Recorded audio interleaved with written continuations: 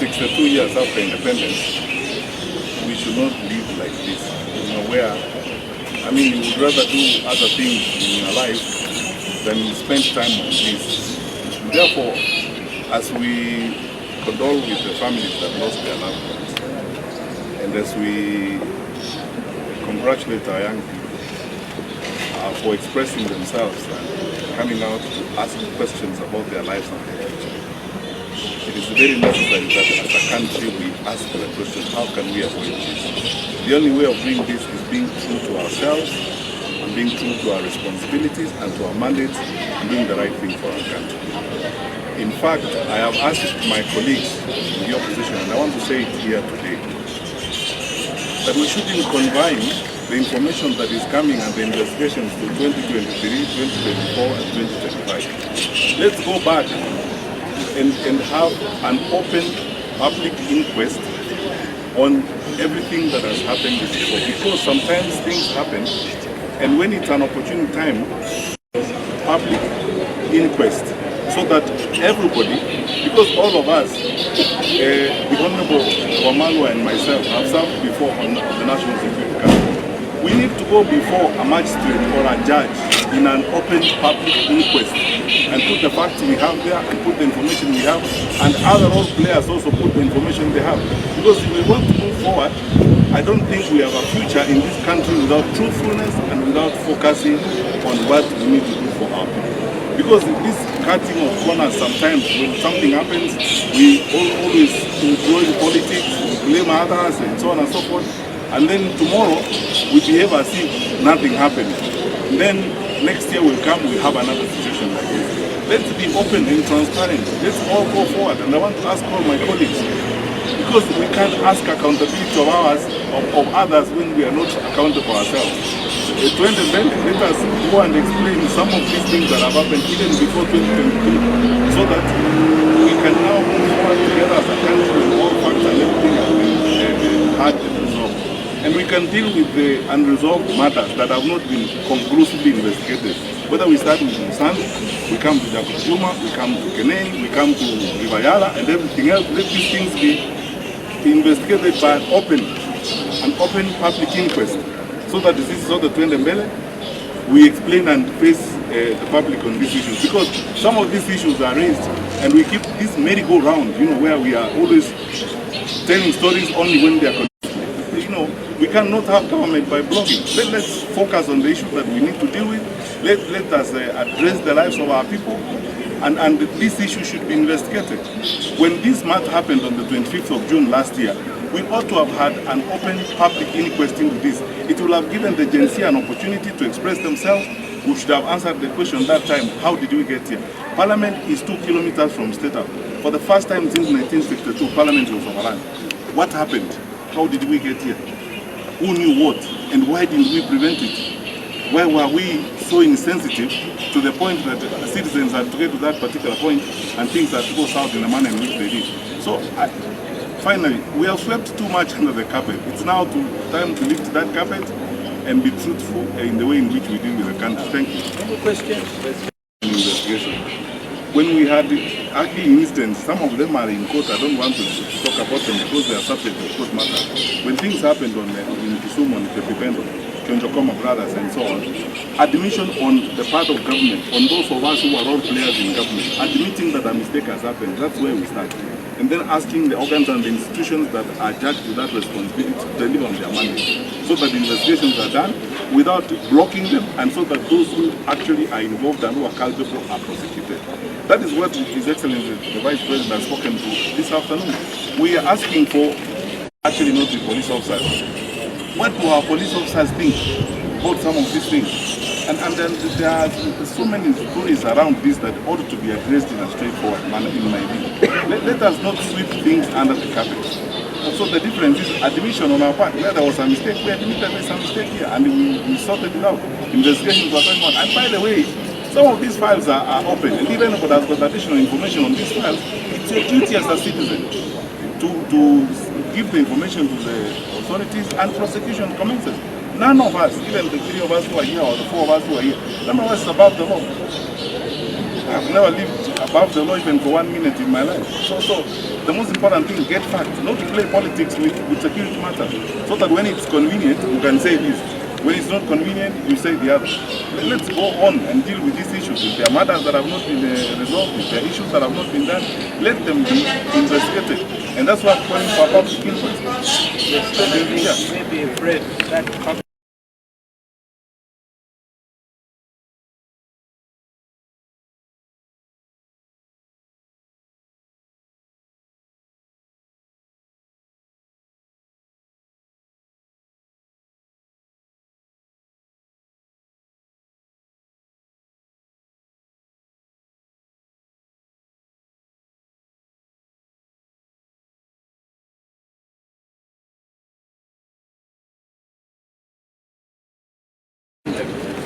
or indeed because you already have a mechanism which we started 2 days ago.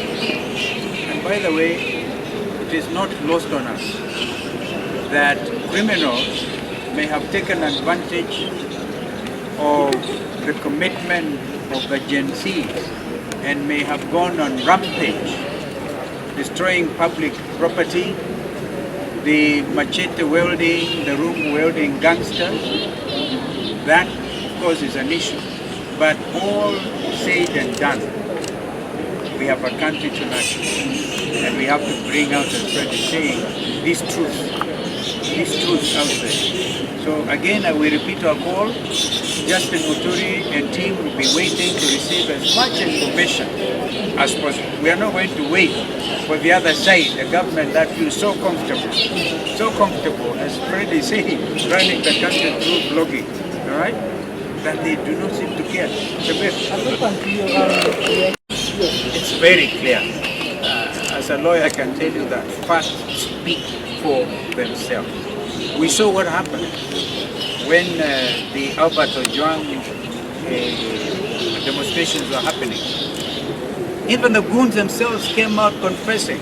So please don't drag the opposition into things that are as plain as daylight. We know it.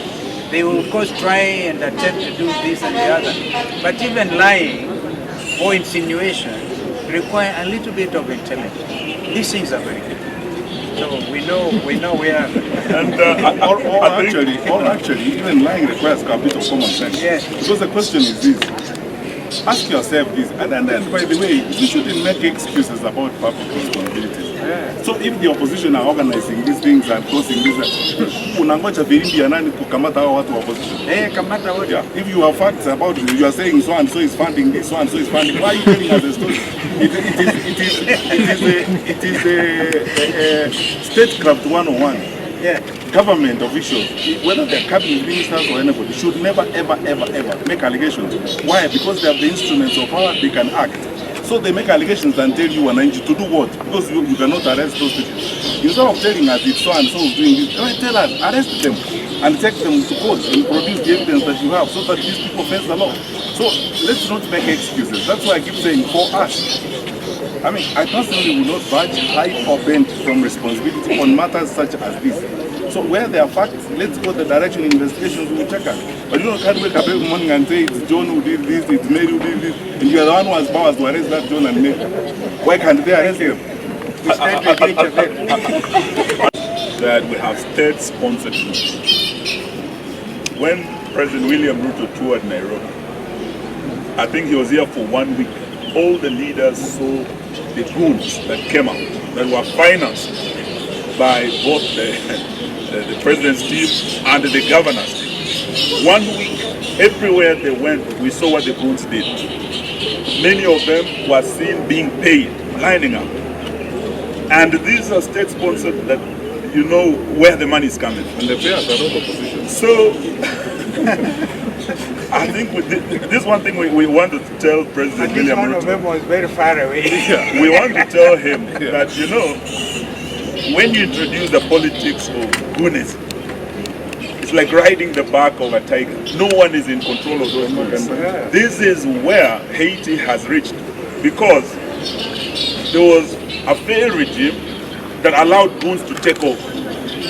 So when William Ruto cannot send our police officers over 12,000 kilometers away in Haiti to deal with goons. Then at home, he is sponsoring goons with his government. So we want to call him out on that. And we must say this must stop now. We need to nip this in the bud, otherwise we are going to lose our country. Thank you. Richard.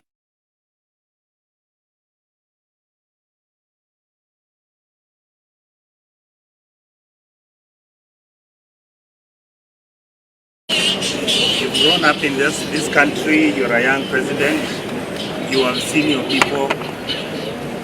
I would like him to send, the way he sent Murkomen to go and look at the shops in CBD, let him come and see the kids who have got wounds, who have been shot, who are in bed in this place. And I want to say this, if there is no justice, there will never be peace in this country.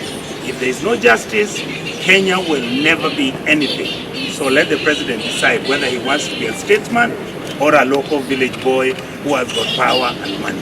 Thank you. Thank you very much.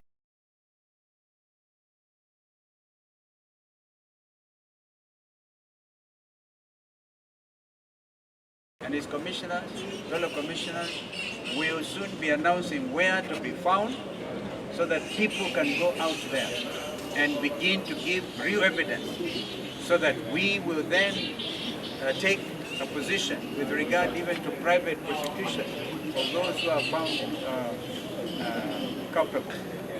So leo ni kusema tu pole na kwa sababu ya yale ambayo yalitokea jana. It is now enshrined in our country's history that the 25th of June, going forward, is a day that Kenyans will be looking at as one of those public. Want to pass our condolences. All the families that lost their dear ones. Yesterday was supposed to be a day of commemoration, marking the anniversary of the day that we lost young people last year, 25th of June. We were not supposed to lose another life yesterday. We were supposed to honor the fallen heroes. We were supposed to commemorate and to mourn with the families that lost last year. And for William Ruto's government to make more families mourn again, to shed more blood on a day of commemoration. To us, this is adding insult to injury. All they were supposed to do was to facilitate the commemoration so that families with friends of these families would honor those who died, but not to kill more. We have also come to wish quick recovery to those who are injured. Quite a number of people are injured across the country. We have seen here quite a number, many of them who have bullet, gunshot wounds. Many of them have undergone operation, they are recovering, and we want to wish them quick recovery. But also, those who are not in Kenyatta National Hospital and other hospitals, wherever you may be, we want to wish you quick recovery, and we pray, our prayers are with you and your families. Lastly, we want to say to the media, a big thank you. Yesterday, you faced harassment. There's a government that panicked when they saw the numbers of demonstrators growing. And that knee-jerk reaction made them demand that you shut down and have a blackout so that no one sees what was happening in our country. We want to thank you for the courage of standing by the people, of showing the world what was happening in our country today. Many of you had injuries similarly. So they're not just those who are lying here, but many journalists had injuries, and today we want to thank you on behalf of many Kenyans who are able to see what was happening where, through your cameras and through your courage. So we thank you for that, but we also demand that this government must respect court orders. The court ordered yesterday that CA had issued an unlawful order, and they must respect the court order, they must uphold the rule of law and stop harassing the media, because free media is really the cornerstone of our democracy. So we thank you once more. Asante sana. As Fred, the parents of Boniface Kariuki. They are still here. They've been wondering what happens, what is happening. Continue also to pray for him, that the good Lord will give him recovery, very quick recovery. It has been a month and 2 weeks of grave tragedy from the killing of Albert Ojwang up to yesterday. This cannot be the kind of country we'll look forward to nurturing. Fred.